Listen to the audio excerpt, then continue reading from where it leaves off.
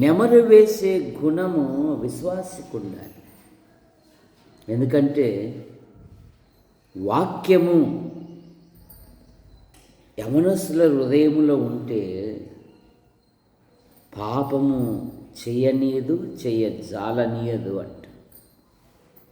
119వ కీర్తనలో చదువుతాం కదా, నీ ఎదుట పాపము చేయకుండునట్లు నా హృదయములో నీ వాక్యమును ఉంచుకొని ఉన్నాను.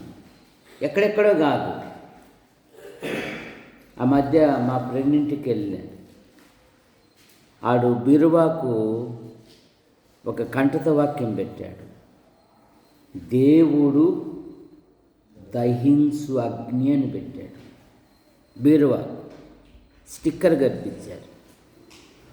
ఎందుకు కనిపించావురా అన్న, నీ అల్లుడు మాకు తెల్లకోకుండా మాటికి వచ్చి బీరువాలో ఉండే డబ్బులు ఎత్తుకొని పోతున్నాడు, కనీసము ఆ వాక్యమన్నా చూసి భయపడతాడేమో అన్నట్టుగా పెట్టినాను అన్నాడంట.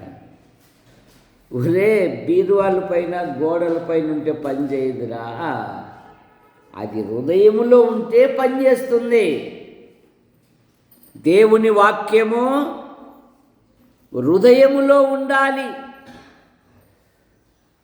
ఈ భ్రష్టమైన లోకములో ఏవేవో మనసులో ఉన్నాయి, కానీ అసలైంది వదిలేశారు. ఎందుకంటే దేవుని వాక్యము హెచ్చరిస్తుంది,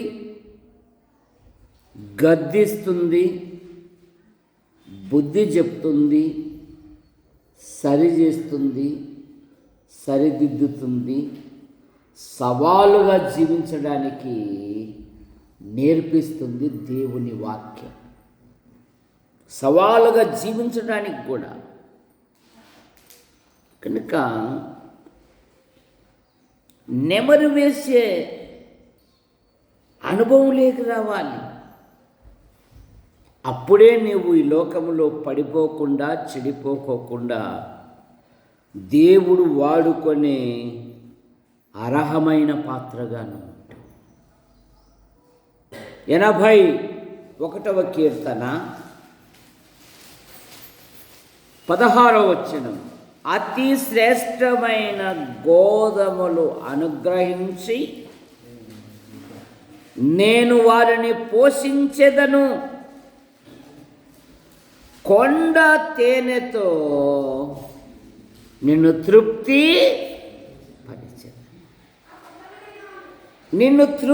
పరిచెదను. లోకములో ఎక్కడా నీకు తృప్తి దొరకదు. ఆ సమరయ స్త్రీ యోహాను సువార్త 4వ అధ్యాయములో ఆమె జీవితము సరైనది కాదు, అందుకని ఆమె చర్య కూడా మార్చుకుంది. ఒకవేళ ఉదయాన్నే వెళ్ళిందనుకో, ఇంత టక్కు టిక్కు తయారైపోయింది ఎవరిని ముంచడానికో అని అంటారు. పోనీ రాత్రి సాయంత్రం పూట బయలుదేరిందనుకో, ఎవరు చూడగొట్టేకో అని అనుకుంటారు. అందుకని ఆమె మధ్యాహ్నం పూట వెళ్ళింది.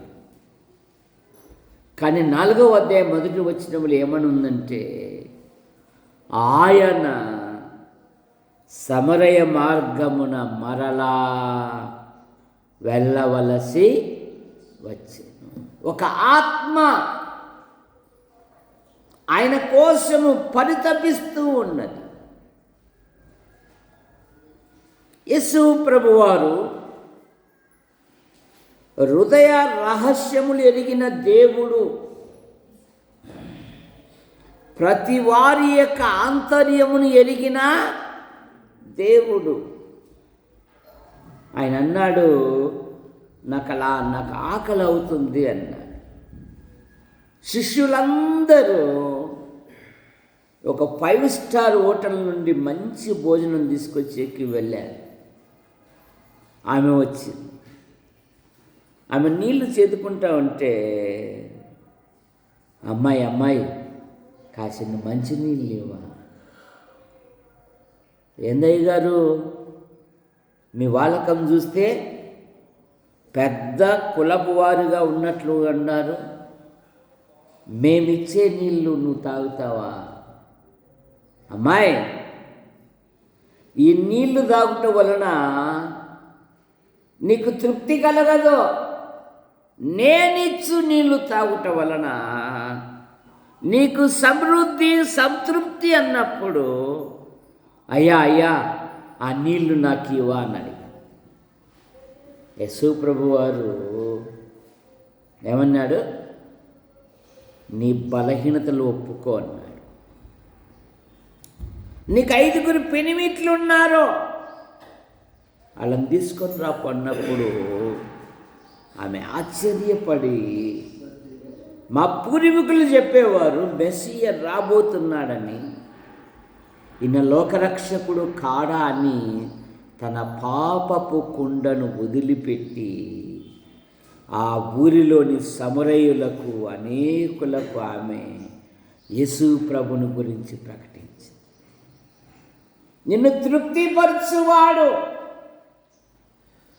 ఈ నీళ్లు తాగుట వలన నీకు తృప్తి కలగదమ్మా. 4వ అధ్యాయం యోహాను సువార్తలో, ఎప్పుడు తప్పికే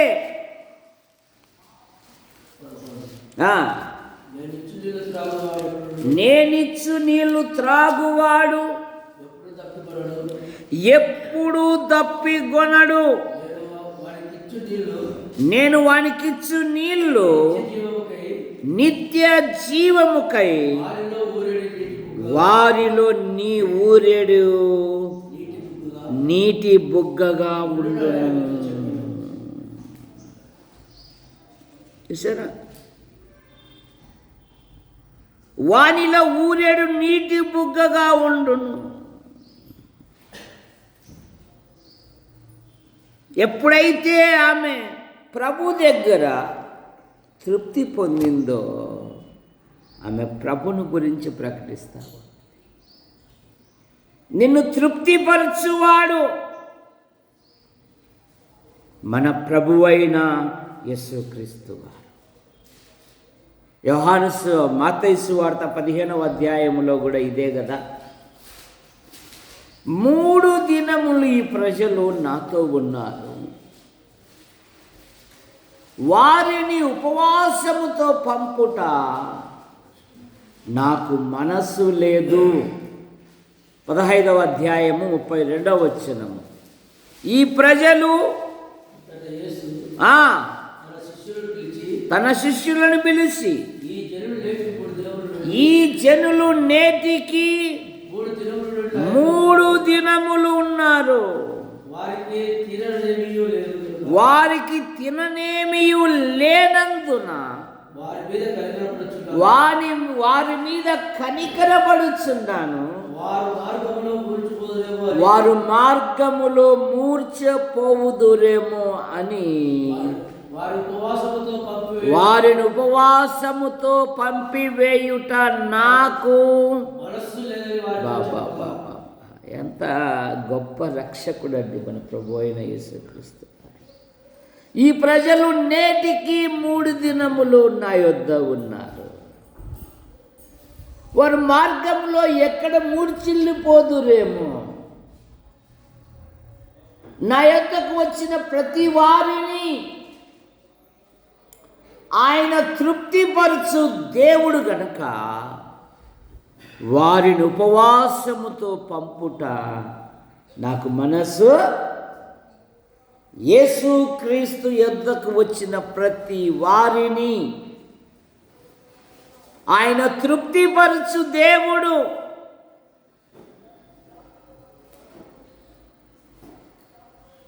ఆకలి కొననీయడు.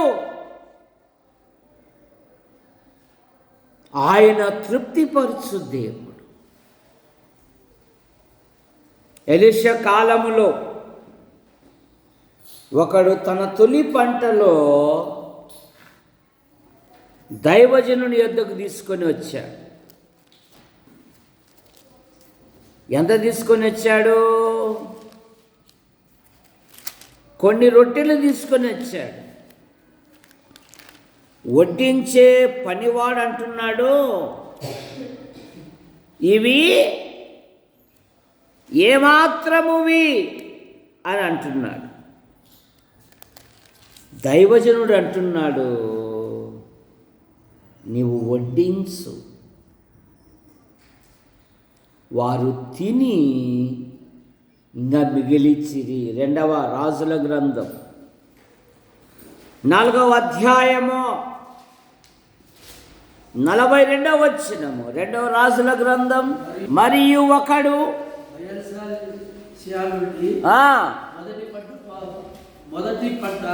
మొదటి పంట బాపతు 20 రొట్టెలను కొత్త గోధుమ వెన్నులను కొన్ని తీసుకొని వచ్చి దైవజనునికి కానుక ఇయ్యగా వడ్డించుమనెను. అయితే అతని పనివాడు 100 మంది వడ్డించుటకు ఇవి ఎంతవి అని చెప్పగా అతడు వారు తినగా మిగులునని యెహోవా సెలవిచ్చి ఉన్నాడు గనుక జనులు భోజనము చేయునట్లు వడ్డించుమని మరలా ఆజ్ఞ ఇచ్చెను. పనివాడు వారికి వడ్డింపగా యెహోవా సెలవిచ్చినట్లు వారు తినిన తరువాత ఇంకా మిగిలిపోయెను. చూశారు? తృప్తిపరచు దేవుడు. అందుకే చెప్తూ ఉంటా, నీ జేబులో కాసులు ఉండంగానే, నీ ఒంటిలో ఆరోగ్యం ఉండంగానే, నీ ఇంటిలో గుప్పెడు బియ్యం ఉండంగానే ప్రభుకివ్వడము మానవత్వం. ఇది నాలో క్రైస్తవ్యానికి లోకములో ఉన్న వారి యొక్క ఉత్పత్తులను, వారి యొక్క ఆశలు తీర్చుకోవడానికి ఇష్టపడుతున్నారే కానీ చెవిటోడి దగ్గర శంఖము ఊదినట్లుగా ఒక్కని హృదయం కూడా కరగడం లేదు. నేను దేవునికి ఇవ్వాలనే మనస్సు ఉండడం లేదు. అది మాకే సరిపోతుంది అంకుల్. ఏమంట? వచ్చిన జీతము మాకే సరిపోతుంది. నువ్వు ప్రభుని ఘనపరిచే కదా, నువ్వు ప్రభుని మహిమపరిస్తే కదా, నువ్వు ప్రభుకు లోబడితే కదా. ఏలియా కాలములో కొద్ది పిండి కొద్ది నూనె, దైవజనుడైన ఏలి అన్నాడు, పర్వాలేదమ్మా, అందులోనే. ఎందులో? కోట్లున్నప్పుడా? ఎందులో? జీతం పెరగని. ఏమంట? జీతం పెరగని. అది పెరుగుతూనే ఉంటుంది, నీ చేయి మాత్రం పెరగనే పెరగదు. ఎక్కడుంటున్నావు నీ ఆధ్యాత్మిక జీవితంలో? వాక్యము మాకు బాగా తెలుసండి, వాక్య క్రమం కూడా తెలుసండి, చెప్పడమే. క్రియలేవి?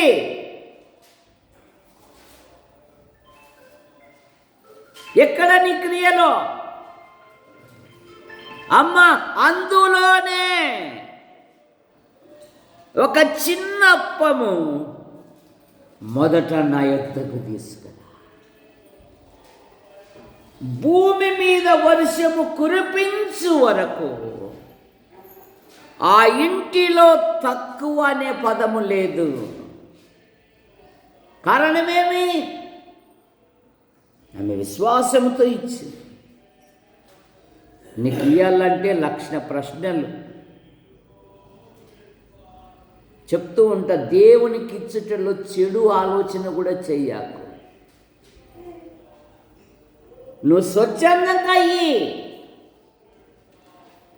దేవుడు ఆశ్చర్యకరంగా ఇస్తాడు. కొన్ని కుటుంబాలు ఉన్నాయి, కొందరున్నారు జీతాలు పడిన ఆలస్యం లేదు, వాళ్ళు పంపించిన ఆలస్యం కూడా ఉండదు.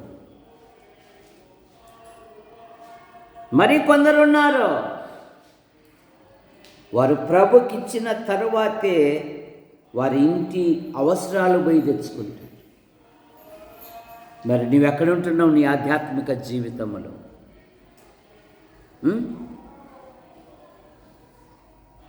మేము ఇయ్యమండి, మందిరం పనులకైతే ఇస్తామండి.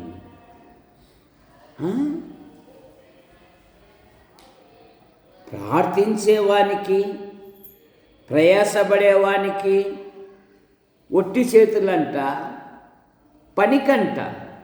పనే పనికి ఇయ్యాకమని చెప్పడంలే. అది వేరు, ఇది వేరు. దాని ఇట్లా ముడిపెట్టకూడదు. ప్రభునకు నీ ఆధ్యాత్మిక జీవితంలో మొదట ఇవ్వడం నేర్చుకో. దేవుడు ఆశ్చర్యకరంగా ఇస్తాడు. వెలుపల సంఘాలు ముక్కు బిండి వసూలు చేస్తారు. వసూలు రాజా కాయ్ అన్నట్లుగా ఇక్కడ స్వేచ్ఛగా మీ సంపాదనలో ప్రథమ భాగము దేవునికిచ్చి మీ పేరు నమోదు చేసుకున్నట్టు. ఎవరే కానీ సహోదరుడా నువ్వెంత ఇచ్చావు, సహోదరి నువ్వెంత ఇచ్చావు అని అడగను కూడా అడగరే. కారణమేమి? ఇది దైవ వాతావరణం. నువ్వు దేవుని ప్రేమించు వాడవైతే, నువ్వు దేవుని ప్రేమించు దానివైతే, పరలోకములో నాకు సంపద ఉండాలి అనుకుంటే ఖచ్చితంగా ఇస్తావు. సరే, నువ్వు ఖచ్చితంగా ప్రభుకి ఇస్తావు. ఒకరు చెప్పాల్సిన పనిలే. నీ ఆధ్యాత్మిక జీవితంలో ఆయన నిన్ను తృప్తిపరచు దేవుడు. నువ్వే స్థితిలో ఉన్నా, నువ్వు ఎట్టి స్థితిలో ఉన్నా, ఆయన నీతిమంతులను ఆకలిగొననీయడు. సింహపిల్లలేమి గలవై ఆకలిగొనును. యెహోవాను ఆశ్రయించు వారికి ఆయన ఏ మేలు చేయక మానడు. తన కనుదృష్టి నీ మీదనే. 18వ కీర్తనలో కరువులో సజీవులుగా కాపాడుటకు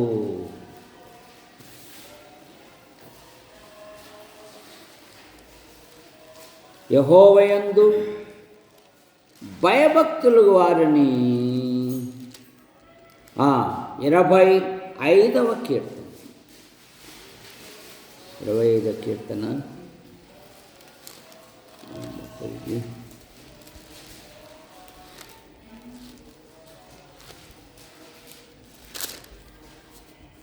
యెహోవా కనుదృష్టి వారి మీదనే నిలిచి ఉండును.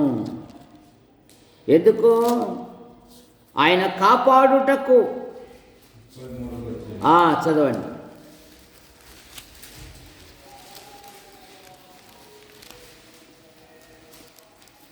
చదవాలి.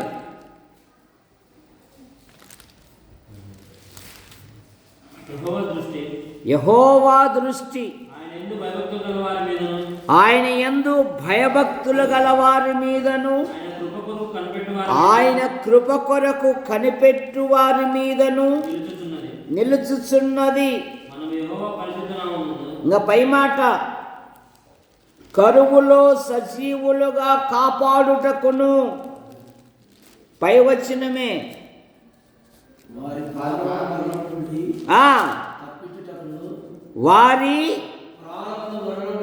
వారి ప్రాణమును మరణము నుండి తప్పించుటకును, కరువులో వారిని సజీవులుగా కాపాడుటకును యెహోవా దృష్టి ఆయన యందు భయభక్తులు గల వారి మీదను, ఆయన కృప కొరకు కనిపెట్టు వారి మీద నిలుచుచున్నది. యెహోవా దృష్టి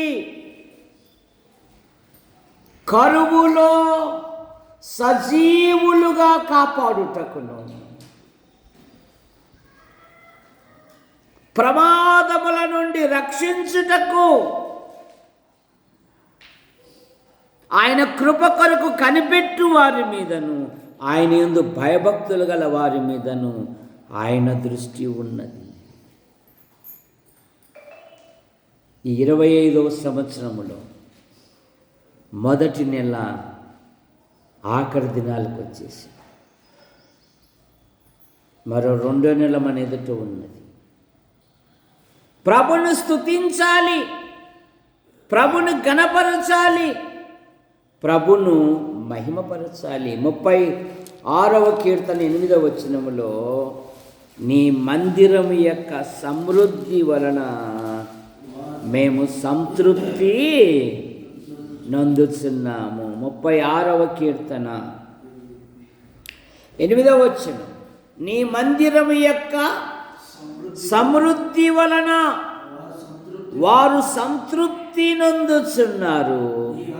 నీ ఆనంద ప్రవాహములోనిది నీవు వారికి త్రాగనిచ్చుచున్నావు.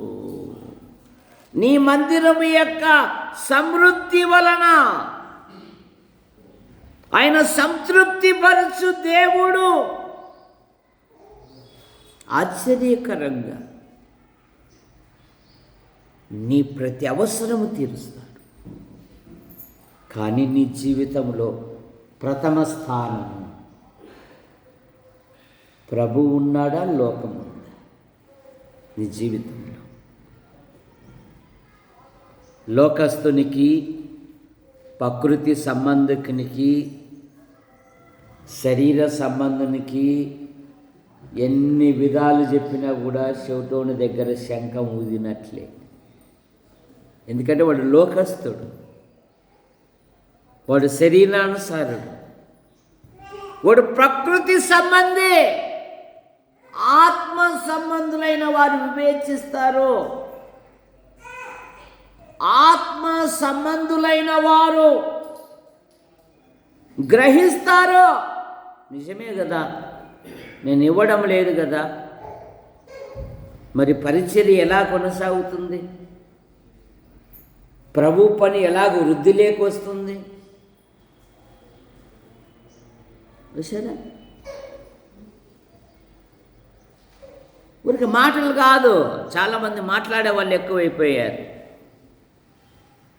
క్రియలో ఏ ఒట్టి మాటలు లేమికి దరిద్రానికి కారణమంట. ఒట్టి మాట ఏం లాభం? ఆయన తృప్తిపరచు దేవుడు. నిర్గమాకాండం 15వ అధ్యాయము 15వ అధ్యాయము 26వ వచనం. నీ దేవుడైన యెహోవా వాక్కును శ్రద్ధగా విని ఆయన దృష్టికి న్యాయమైనది చేసి ఆయన ఆజ్ఞలకు విధేయులై ఆయన కట్టలన్నిటిని అనుసరించి నడుచుకొనిన ఎడలా రోగములలో ఏదియు మీకు రానియను.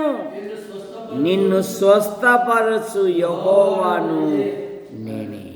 నిన్ను బాగు చేయువాడు, నిన్ను స్వస్థపరచువాడను నేనే. అయితే ఒక క్రమాన్ని చూపుతున్నాడు. నీ దేవుడైన యెహోవా ఆజ్ఞలన్నిటినీ ధర్మశాస్త్ర ప్రకారము నువ్వు నడుచుకుంటే ఐగుప్తీయులకు కలగజేసిన రోగములలో ఏదియు మీకు రానియను. ఒకవేళ వచ్చినను నిన్ను స్వస్థపరచువాడను. ఎంత శ్రేష్టమైన మాట అండి. నిన్ను స్వస్థపరచువాడు. ఇప్పుడు ప్రతి మానవుడు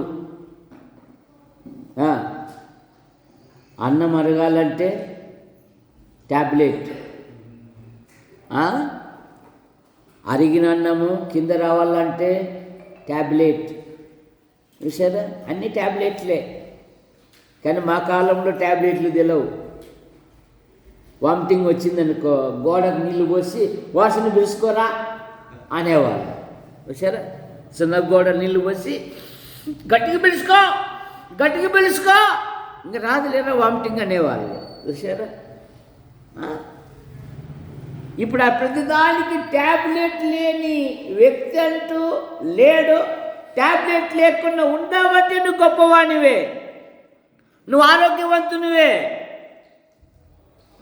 ఈరోజు నేను బాగా బలమైన మటన్ తింటున్నాను కనుక, అయ్యా రాంటాక్ ఉందా? ఏది? ఆ పెళ్ళిళ్ళల్లో ఎందుకురా అన్న వద్దు, బలమైన మా ఆహారం కాదు బాగా, తట్టుకోలేదు నా మనసు, నా ఆరోగ్యం, అందుకని రాంటాక్ ఇవా. ఏది? అరగడానికి. ప్రసంగి గ్రంథంలో అదే కదా, ఆయన సెలవు లేక భోజనము చేసి సంతోషించుట ఎవనికి సాధ్యము? ప్రార్థన చేసుకొని దినాలు చేసి భోజనం తినేటప్పుడు ప్రార్థన చేసుకుంటావా? అట్లే కళ్ళు మూసుకొని మింగుతావా? పిల్లప్పుడు మేమేందంటే ఊరికట్ట అట్లా ముద్దు అట్లా పిసుకుని ముద్ద అవుతుంది అని మింగేవాళ్ళు. చూసారా? ఇప్పుడు అలా కాదు. యేసు ప్రభువా ఈ ఆహారం ఇచ్చావు, నీకు స్తోత్రం. లేని వారికి దయచి ఆహారం ద్వారా ఆరోగ్యం, వీటి యొక్క శక్తి బలాలు నీ పనికి ఉపయోగించినట్లుగా నీ కృపను అనుగ్రహించు. దేశములో ప్రపంచములో ఆహారము లేక కొన్ని స్థలాలలో మట్టినే రొట్టెలు చేసుకుని తింటూ ఉన్నారు.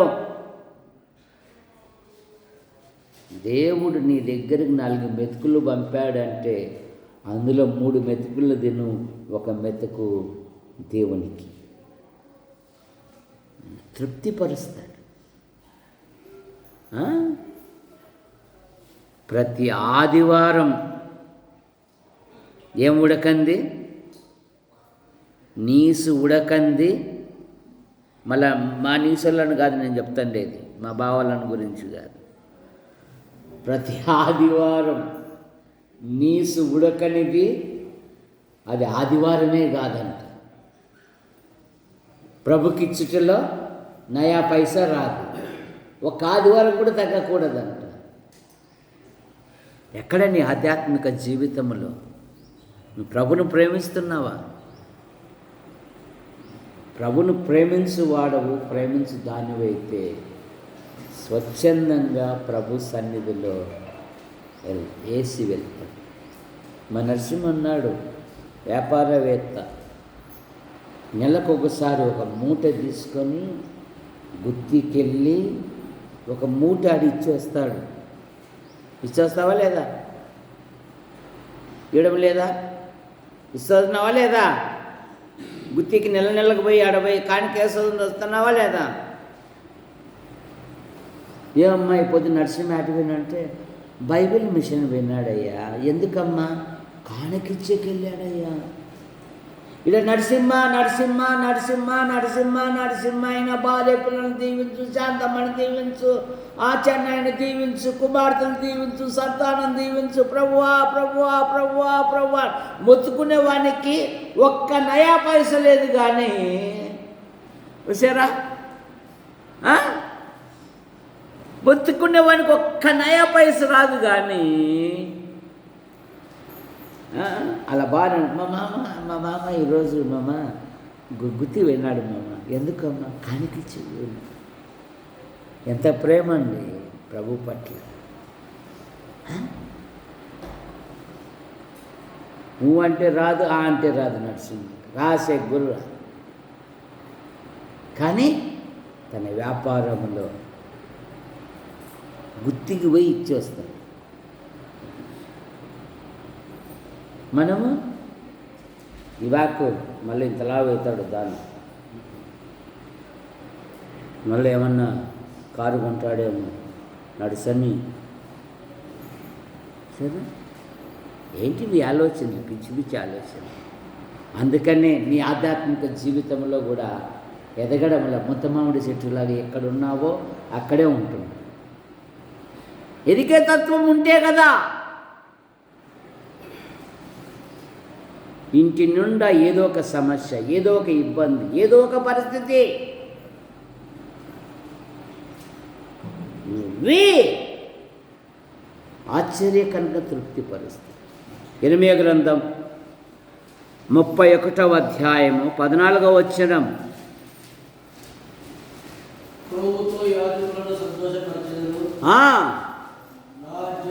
నా జనులు నా ఉపకారములను తెలుసుకొని తృప్తి నందుతారు. నా జనులు నా ఉపకారములు, నిన్ను స్వస్థపరచు యెహోవాను నేనే. హిజ్కియా దేవుని కొరకు ఎన్నో గొప్ప కార్యాలు చేశాడు. హిజ్కియాకు మరణ వార్త పంపాడు దేవుడు. విశ్వాస జీవితంలో సంతోషకరమైన వార్తను సవాలుగా తీసుకోవాలి, మరణ వార్తను కూడా సవాలుగా తీసుకోవాలి. యెషయా ప్రవక్త చెప్పి వెళ్ళాడు, వెంటనే కన్నీళ్లు గారుస్తూ ఉన్నాడు. ఏమని? దయతో నన్ను జ్ఞాపకము చేసుకో. నీ దృష్టిలో నేను ఎలాగో ప్రవర్తించానో, నేను ఎలాగూ నడుచుకున్నానో, నీ కొరకు ఏమేమి చేశానో నన్ను జ్ఞాపకము చేసుకో అన్నాడండి. కన్నీళ్లు గార్చాడు. ఏ నోటితో మరణ వార్తను పంపాడో దేవుడు, అదే నోటితో శుభవార్త పంపించాడు. హిజ్కియా, యెషయా మరలా హిజ్కియా దగ్గరికి వెళ్ళి చెప్పు, అతన్ని బాగు చేసేదని, అతనికి ఆరోగ్యం ఇచ్చేదని, అతనికి ఇంకనూ 15 సంవత్సరములు ఆయుష్. ఒక కన్నీటి బొట్టండి.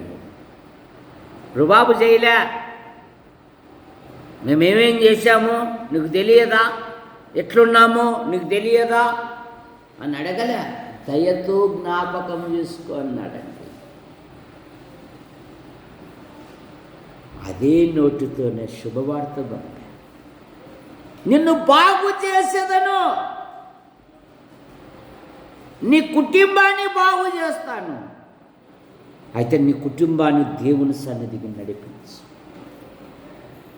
యేసు ప్రభువును గురించి ఆనాటి ప్రజలు ఏమని చెప్పుకున్నారంటే, ఈయన సమస్తమును బాగు చేసి ఉన్నాడు. మార్కు సువార్త 7:37. మార్కు సువార్త 7:37. ఈయన రాజా, నువ్వు 2 కళ్ళజోడు రాళ్ళ కళ్ళజోడు పెట్టుకున్నావు, నాకేమో గుడ్డోడు, నాకు కళ్ళజోడు కూడా లేదు. నేను కరెక్ట్గా చెబుతున్నా రాజా, నువ్వు అక్షరాలు మింగుతున్నావు, మింగకూడదు బిడ్డ. 7వ అధ్యాయము 37వ వచనం. ఈయన సమస్తమును బాగుగా చేసి ఉన్నాడు. బాగు చేయువాడు నీ జీవితం, నీ కుటుంబాన్ని.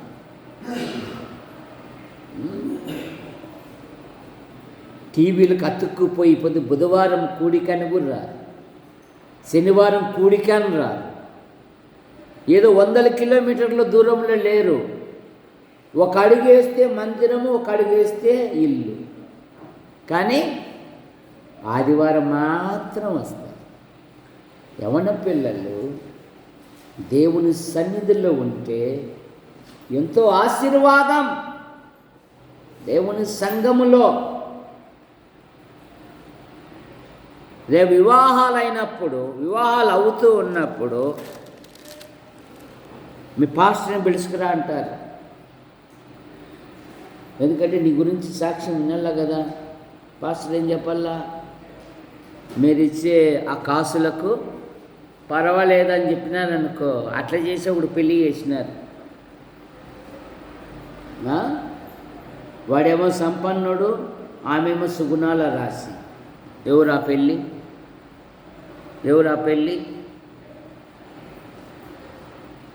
అబీగాయేలు. ఆడేమో మోటువాడు, నాబాలు. తన పంతమే నెగ్గాలి, ఏం కాదు నీడలో పెంచుకుంటాడే అని చేశాడు. ఏమైంది చూసారా? ఆమెకు అతనికి అస్సలు పడదు, చేసేశారు.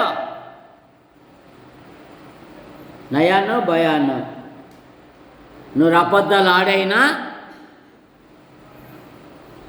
మావాడు తొందరగా చేయిపోతుంది ఆయన అంటున్నాడు, నువ్వు అబద్ధాలు ఆడైనా కట్రాయికి చేసల్లరా. ఎవర్రా వాడు పెళ్ళి చేసినేదన్నా చేసిన వాడిని తిట్టుకుంటూ ఉంటారు చూసారా. లేదండి, వాళ్ళు ప్రతి కోడికలకు వస్తారండి.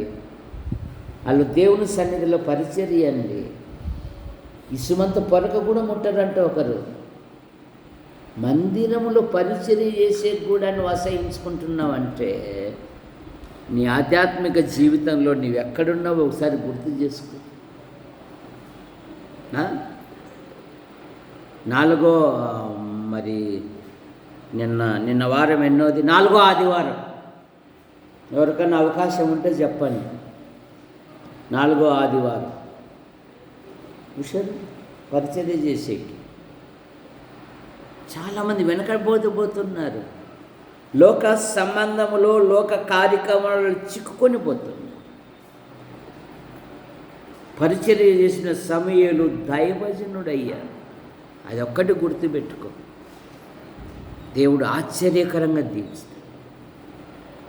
నిన్ను బాగు చేయువాడు, నిన్ను స్వస్థపరచువాడు, నిన్ను తృప్తిపరచువాడు నిన్ను విడిపించువాడు. యోబు గ్రంథం 5వ అధ్యాయం 19వ వచనం. 6 బాధలలో నుండి ఆయన నిన్ను విడిపించును. 7 బాధలు కలిగినను నీకు ఏ కీడు తగలదు. సరే,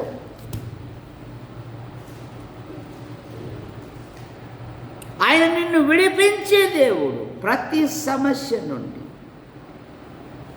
ఆశ్చర్యకరంగా ఆయన తప్పించు దేవుడు నీ ఆధ్యాత్మిక జీవితములో. ఇశ్రాయేలీయులను విడిపించుటకు ఎక్కడి నుండి దిగి వచ్చాడంట ఆయన? నిర్గమకాండం 3వ అధ్యాయము 8వ వచనం. ఆకాశము నుండి దిగి వచ్చిన దేవుడు. ఆకాశము నుండి సూచనలు ఇచ్చేవాడు కాదు ఆయన. ఆకాశములో నుండి యుద్ధం చేసిన వాడు కాదు ఆయన. ఆకాశము నుండి నేను దిగి వచ్చి ఉన్నాను. 3వ అధ్యాయం 8వ వచనం. నిర్గమకాండం 3:8. కాబట్టి ఐగుప్తీయుల చేతిలో నుండి వారిని విడిపించుటకు ఆ దేశములో నుండి విశాలమైన మంచి దేశమునకు, అనగా కనానీయులకు, హిత్తీయులకు, అమోరీయులకు, పెరిజీలకు, హివీలకు, యెబూసీయులకు నివాస స్థానమై పాలు తేనెలు ప్రవహించు దేశమునకు వారిని నడిపించుటకు దిగి వచ్చిన దేవుడండి. నేను దిగి వచ్చి ఉన్నాను. నా ప్రజలను విడిపించుటకు, నా ప్రజల పక్షమున యుద్ధము చేయుటకు, నా ప్రజలు పాలు తేనెలు ప్రవహించు దేశమునకు నడిపించుటకు వారికి ముందుగా ఉన్నవాడని నేను. ఆయన నీ జీవితంలో నీకు ముందు ఉండాలి. నేను ముందు ఉండాలని ఆరాటపడుతూ ఉన్నావు. నేను ముందు ఉండాలా, నేను ముందు ఉండాలా, నా పేరు ముందు ఉండాలా.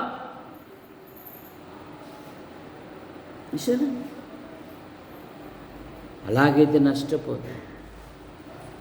ఇశ్రాయేలు సైన్యమునకు ముందున నడిచిన దేవుడా, ఈరోజు మా ముందుండి నడిపించు అని భక్తులు పాటలు పాడారండి. నాకు ముందుండి నడిపించు. నీకు ముందు ఉంటే చాలు, ఆయన అద్భుతమైన విజయాన్ని ఇస్తాడు. 18వ అధ్యాయము 9వ వచనము. నిర్గమకాండమే.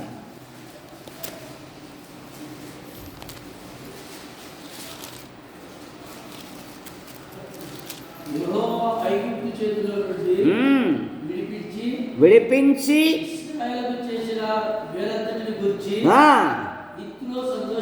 ఇత్రో సంతోషించెను. ఐగుప్తీయుల చేతిలో నుండి విడిపించి ఇశ్రాయేలీయులకు చేసిన మేలంతటిని గూర్చి. విడిపించడమే కాదు, నీకు మేలు చేయుద్ది. దావీదు విశ్వాసము అదే కదా. ఏది సాగిపండ బాబు? దావీదు విశ్వాసము ఏది? చదువుతున్నావు బైబిలు? అప్పుడప్పుడు చదువుతున్నావా? ప్రతిరోజు చదవాల. యవన పిల్లలు ఇంకా మోకాళ్ళని చదవాలి. ఫోన్లో కాదు. చదువుతున్నానబ్బా, ఎక్కడ చదువుతున్నావు? ఫోన్లో కాదమ్మా. బైబిల్ నువ్వు పోయి అది నిన్ను మోస్తుంది. దావీదు విశ్వాసమేమి?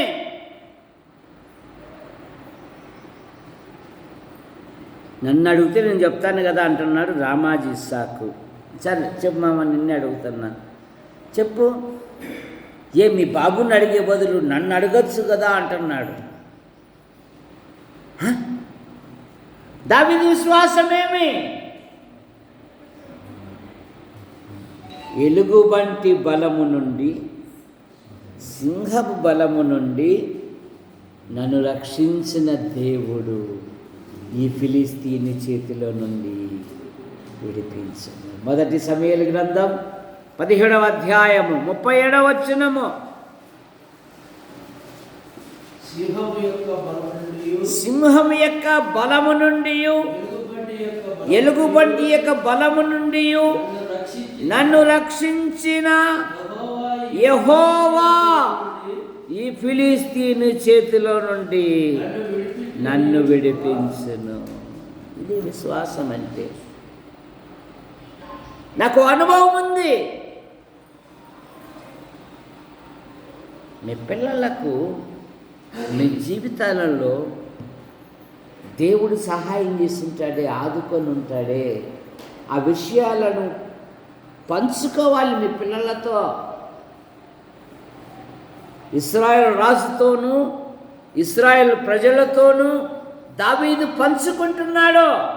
నాకు ఒక అనుభవం ఉంది. నేను గొర్రెలు కాయుచున్నప్పుడు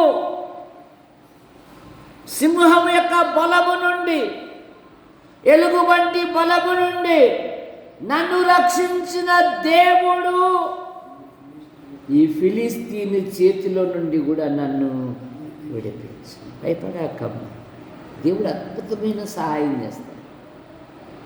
నువ్వు ప్రభు కొరకు నిలబడయ్యా,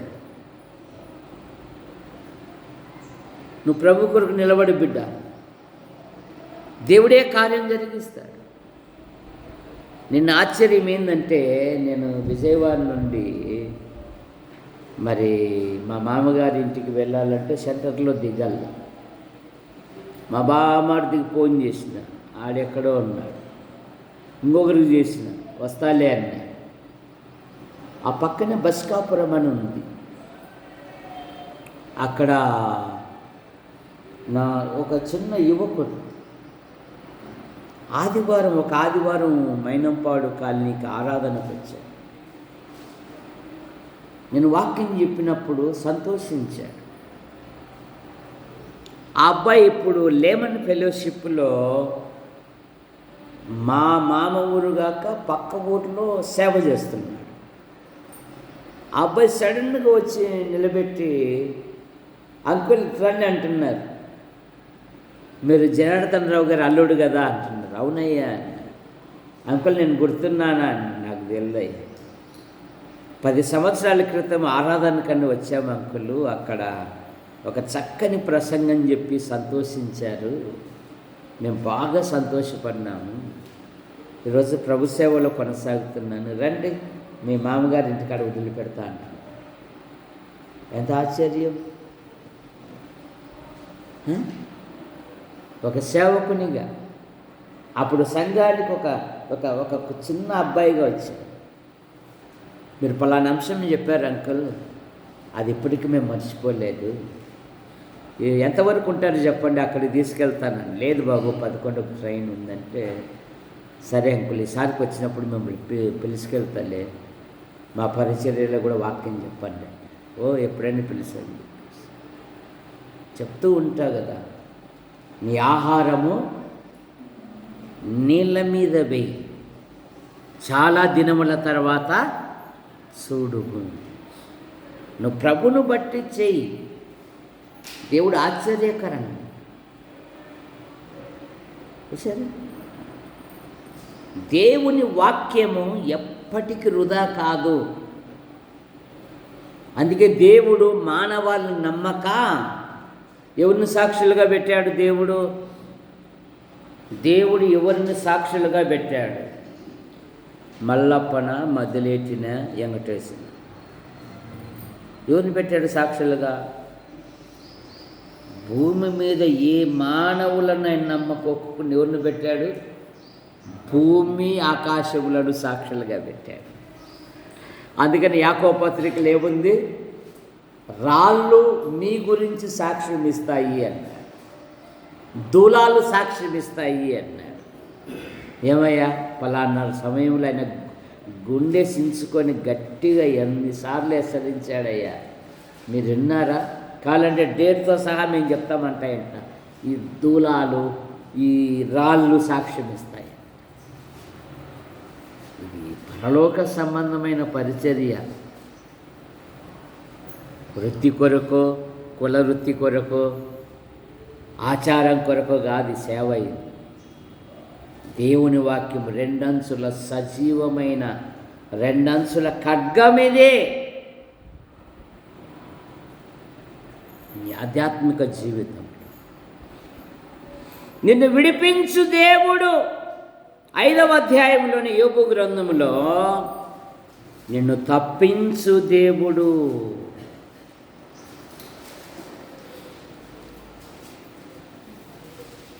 మనుషుల వలన నోటి మాటల చేత కలగు నొప్పి నీకు తగలకుండా నిన్ను తప్పించును.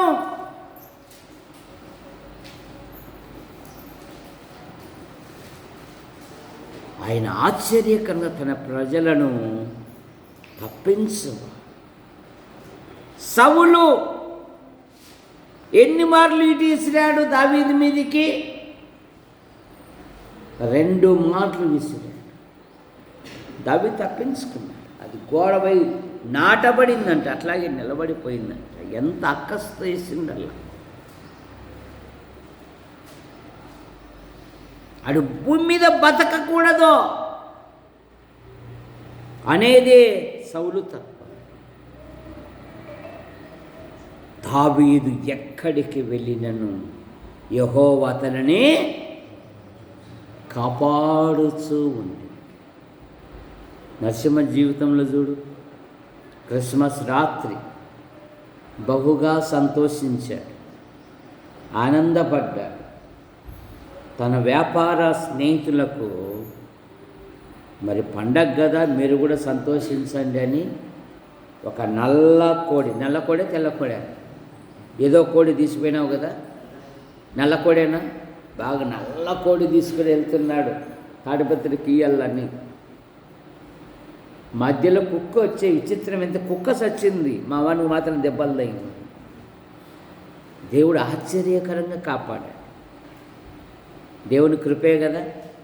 ఆ ప్రమాదం నీకు తెలుసు కానీ మాకు వర్ణించి మాకు తెలియదు.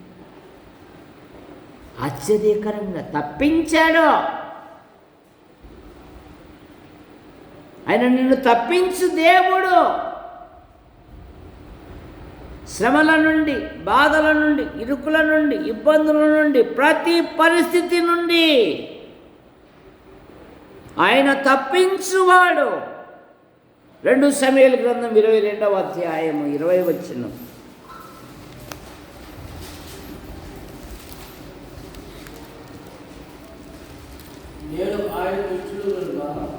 నేను ఆయనకి ఇష్టడను గనుక ఆయన నన్ను తప్పించెను.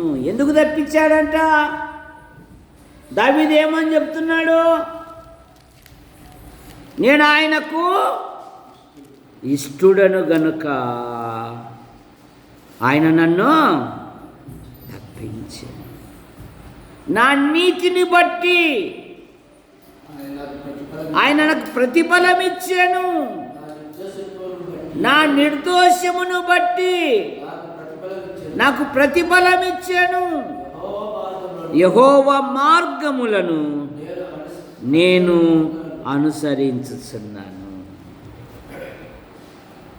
బండలు కడిగావా నువ్వు ఒకసారి అన్న రాజా? మందిరంలో కడిగావు కదా. బండలే కడిగావా, ఇంకేమన్నా కడిగావా చెప్పు? బండలే కడిగావా, ఇంకేమైనా కడిగావా? బండలే కదా. బూజు కూడా తీసినాం. కానీ నరసింహ అయితే ఈరోజు తలుపులన్నీ దుడిచాడంటే, తలుపులు కూడా దుడిచాడు. మళ్ళీ కరెక్ట్గా ఆరాధనకు వచ్చేసాడు. వాళ్ళ భార్య వచ్చి మామ బట్టి మామ అనింది. ఎందుకమ్మా అన్న. మా ఆయన తలుపుళ్ళు తుడుస్తారంట.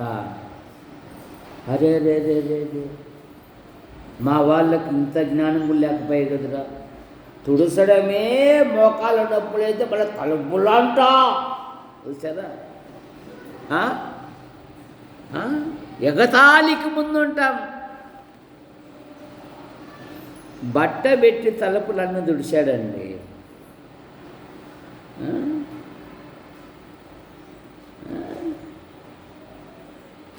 బాక్సింగ్లో ఫస్ట్ ఏం చేయాలంటే బాత్రూములతో సహా గడగల. అప్పుడే సేవకునిగా వాళ్ళు సెలెక్ట్ చేస్తారు. ఫస్ట్ డ్యూటీ ఏంటంటే చెప్పులు కాడ పడేస్తారు. చెప్పులు క్రమంగా పెట్టాలా, చెప్పులు క్రమంగా ఇచ్చేసేయాలి. రెండోది బాత్రూముల కాడ పెడతారు. బాత్రూములన్నీ గడగల్లా. నేను మా ఇంట్లో బాత్రూమే గడగను, మీ బాత్రూమ్ ఎందుకు అడగ, చర్చి బాత్రూమ్ బాగా చెప్తావు అంటున్నారు ఇప్పుడు. సరే, ఎందుకు పరిచర్య అనేది ఒక గొప్ప భాగ్యము అని అనుకోలే. యేసు ప్రభు వారు ఆ దివ్య సుందరుడు రుమాలతో శిష్యుల పాదములను కడిగి శుభ్రం చేశాడు. ఎందుకు? మీరు ఒకరికంటే ఒకరు తగ్గించుకొని ఉండండి అని. కొందరు ఏం చేస్తున్నారు, మా పాస్టర్ గారు మా పాడుకాళ్ళు కడుగుతాడంట ఈరోజు, అందుకని మేము వాటికి పోతున్నాం. సరే, నీవు తగ్గించుకో దేవుని కొరకు, దేవుడు హెచ్చిస్తాడు. ఇంట్లో నేర్పితే కదా పిల్లలకి. ఇంట్లో కూర్చొని బైబిల్ గురించి, ప్రార్థన గురించి మోకాళ్ళుని ప్రార్థించే అనుభవం ఎవరికుంది చెప్పండి? ఇప్పుడు లేచి నిలబడి మీ ఇంటిలో ఎప్పుడెప్పుడు ప్రార్థన ఉంది, ఎంతమంది చేస్తున్నారు అని అడిగాను అనుకో, ఇక వందనాలు కూడా చెప్పాలి. అడగనులే, ఇక వందనాలు కూడా చెప్పాలి. చూడు, అమ్మగారులు ఎంత చక్కగా బయట కొంగేసుకొని వచ్చారు అమ్మాయిలు. మనం చూడు బయట కొంగు కూడా వేసుకుని ఫ్యాషన్గా అంట. ఎందుకు? నా జుట్టంతా కనపడే స్త్రీ సంఘములో ముసుగు. ఈడే ఏమి అంటే నా జుట్టు కనపడాలి కదా మామ. ఏమైనా గౌరవం దేవునికి లోపడినట్టుగా. క్రమాలు మారిపోతున్నాయి, పద్ధతులు మారిపోతున్నాయి. అదే చీర, అదే జాకెట్టు, అదే గాజులు, అదే లిప్టిక్. ఇక్కడికి వచ్చేసినాము, వాక్య క్రమానికి రావడంలా. ఎక్కడికి వచ్చాము? ఖచ్చితంగా అదే పూలు కూడా అదే ఉండాలంట. భర్త తిరగని అంగడి లేదు. సరే, లోక సంబంధమైన వాటికి ఇష్టపడుతూ ఉన్నాం, దైవ సంబంధంగా. శారా తన భర్తను ఏమని పిలిచింది? యజమానుడని పిలుచుచు అతనికి లోబడి ఉందంట. శారా ఎవరు? అందాల రాశి. ఆమె అందము గురించి ఒక రాజు ఎదుట పొగడబడింది, కానీ అందాన్ని గురించి అతిశయపడలేదు. కానీ తన యజమానుడగు అబ్రహాముకు లోబడి తన యజమానుడని పిలుచుచు అతనికి లోబడి ఉంది. అందుకే నీ ప్రవర్తన ద్వారా నీ భర్తను రక్షించుకుంటావేమో, నీ ప్రవర్తన ద్వారా నీ భార్యను రక్షించుకుంటావేమో, మీ ప్రవర్తన ద్వారా మీ పిల్లలు కూడా. బుధవారం ఏటపోతున్నావు బిడ్డ? ఏటపోడా? శనివారం ఏటపోడా? మళ్ళీ వస్తున్నావా? ఖచ్చితంగా చెప్పు. కొడుకెళ్ళకి వస్తున్నావా? శ్వేత, నువ్వు కూడా వస్తున్నావా?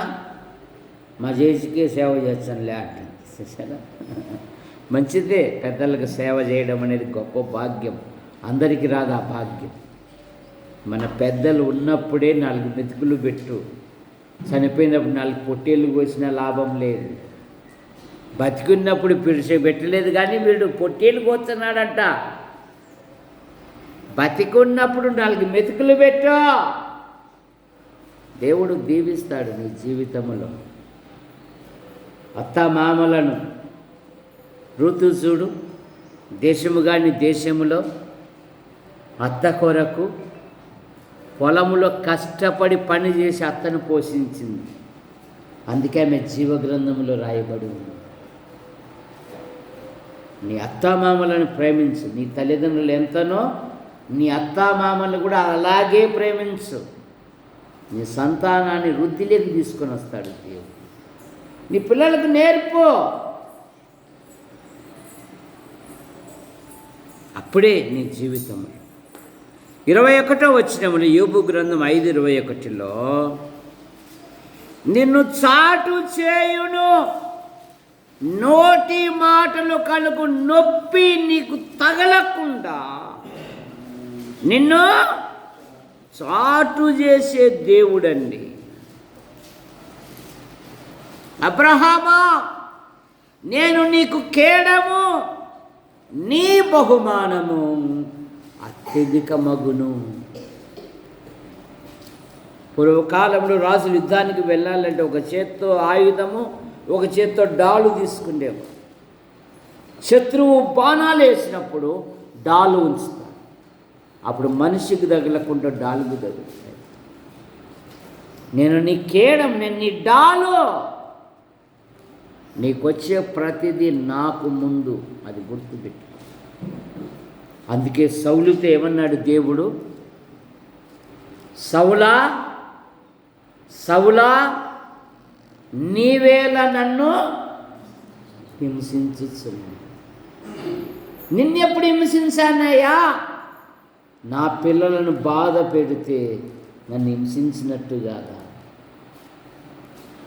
దేవుడు చూడండి, వారి యావత్ బాధలో ఆయన కూడా, నీకే కాదు ఆయనకు కూడా, మనకు కాదు, మన ప్రభునకు కూడా నిన్ను కాపాడే దేవుడు. 121 కీర్తన 7వ వచనం, 126, 7 వచనాలు.